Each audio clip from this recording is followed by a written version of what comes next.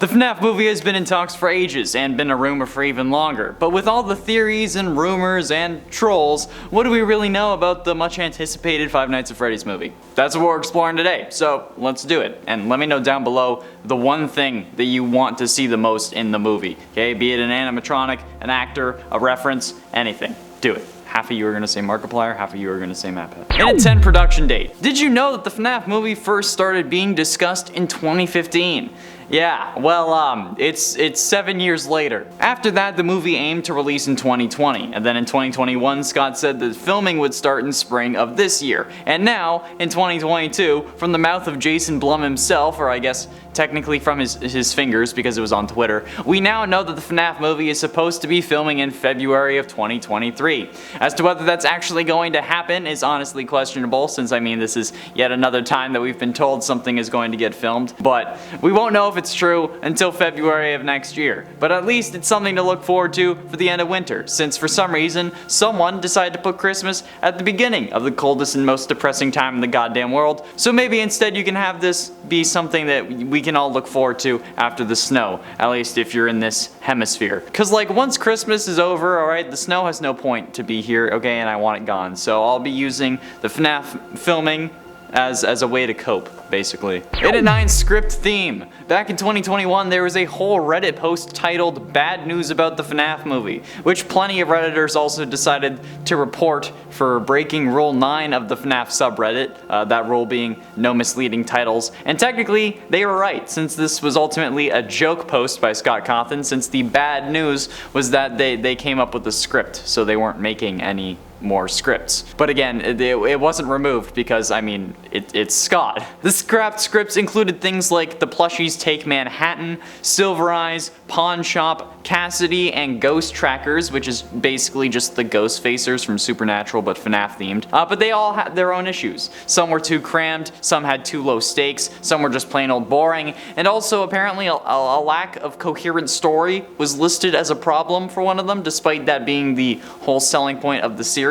But eventually, they settled on a screenplay known as the Mike screenplay, which has the description as, quote, this makes sense, why didn't I think of this before? So, that's what we know. We know that it's probably themed around Mike, but that's it. Also guys, if you're enjoying the video and want to see more like it, be sure you hit like, alright? It helps us out. The algorithm is a pain, so please hit like, juice the numbers, it inflates my ego exponentially, and I need it right now. Okay. In a date, original plan. In July of 2015, it was reported that Gil Kenan, who's done The Poltergeist and Monster House, had made a deal with Warner Brothers to direct a Five Nights at Freddy's movie adaptation, since, you know, it was a year after the first release and it was immensely popular. In June of 2017, Kenan announced that his adaptation had been cancelled by Warner Brothers and that he was stepping down. And in early 2018, it was announced that Blumhouse Productions was set to make the movie with Chris Columbus, the one who worked on Harry Potter, Home Alone, and Mrs. Doubtfire, not the other one, as the director, and the project was aiming for a 2020 release date. But I mean, at this point, like I said, it's 2022 and they haven't even started filming. So I think it's fairly safe to say that while we knew the original plan, that's gone out the window. And then it's been laying on the I-95 being run over for the better part of 2 years now.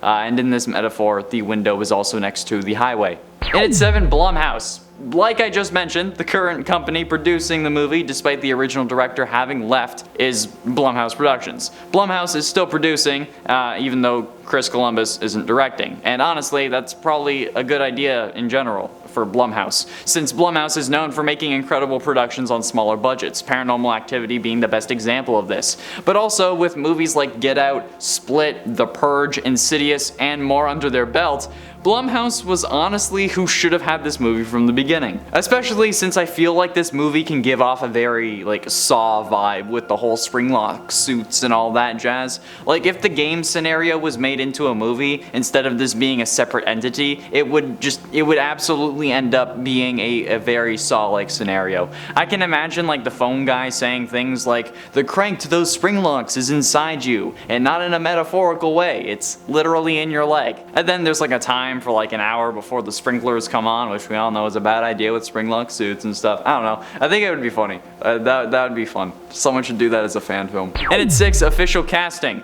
There was a lot of rumored casting for the FNAF movie a while back, alright? And we even made a whole video about our favorite fan casts. However, about the official casting, alright? There is none. There has been no officially announced casting despite what Google might say. Google, when it brings up a cast list, doesn't actually use the movie, alright? It uses as many sources as it can to find the casting list, as an attempt to make sure it's right. This includes articles from before any official casting was announced though, meaning that currently, if you search up the FNAF movie cast, you're going to see it as if they have been cast, but this is all from articles, blog posts, and Reddit posts, and even more talking about what the community wants to see. So despite the fact that Willem Dafoe would make an incredible William Afton in my eyes, he hasn't actually been cast, I don't think, or at least officially announced. It's a culmination of the most popular actors that the fans want, at least currently on Google, which I mean maybe Blumhouse should look at before February, and also cast me in it, please, because that would be fun as hell. I want to do that. Halfway through into number 5, Wally's Wonderland. While it's technically not a FNAF movie thing, this is the kind of thing that I had to include on this list. I mean, come on.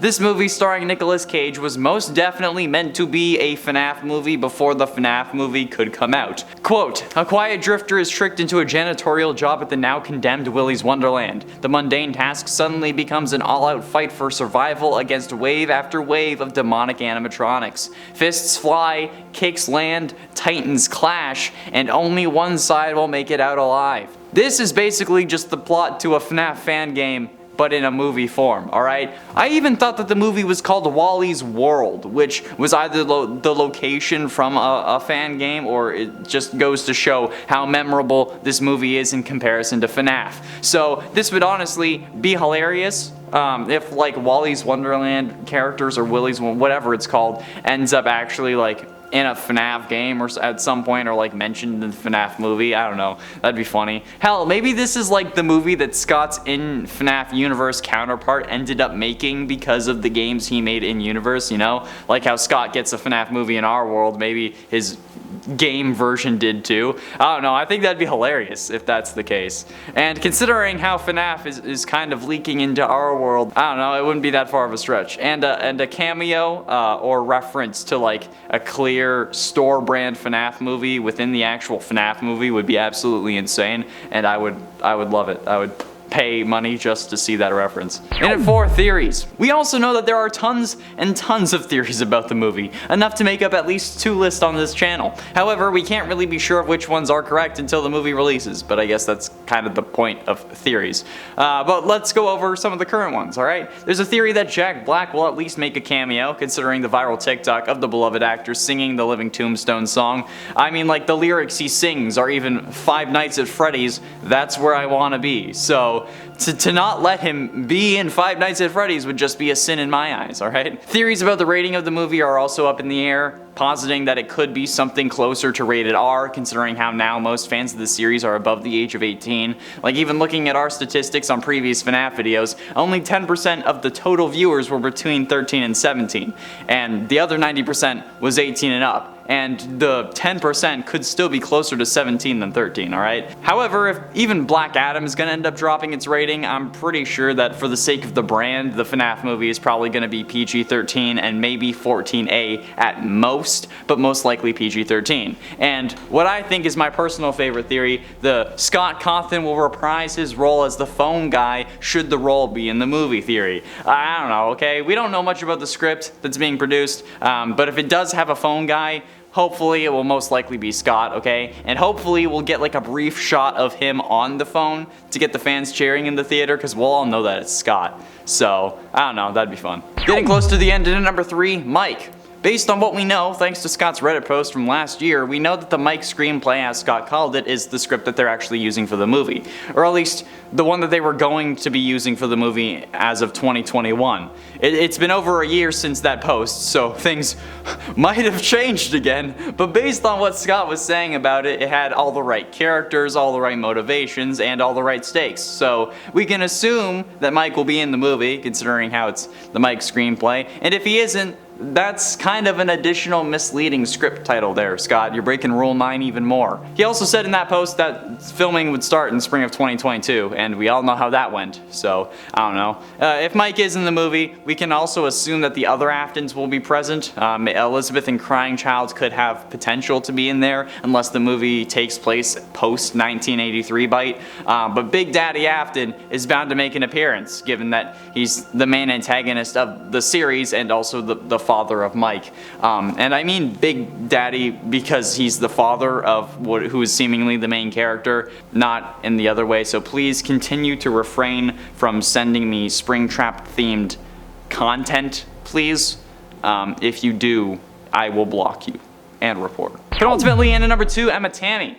Jason Blum, while announcing that the movie would be filming in February of 2023, or allegedly at least, he also announced that Emma Tammy will be directing. Emma Tammy is seemingly a little-known director, at least to me. I don't think she has anything major on her resume. Most notably, I could see Into the Dark, Fair Chase, The Wind, and The Left-Right Game under her belt, so in my mind, this is certainly an interesting choice, but maybe someone that we don't know is who should be directing this movie, since with someone like Chris Columbus and like Warner Brothers, they would just be worried about setting up another movie and making a successful franchise, whereas Emma will be okay with having a one-off under her belt as long as it does well, and if it does do well, it will look good having a second one on there too, especially with such a popular franchise and such a famous studio behind her. So needless to say that while some of her work has been subject to criticism before, this is her chance to bring everything back into the positive, and personally I hope that she kills it. No pun intended.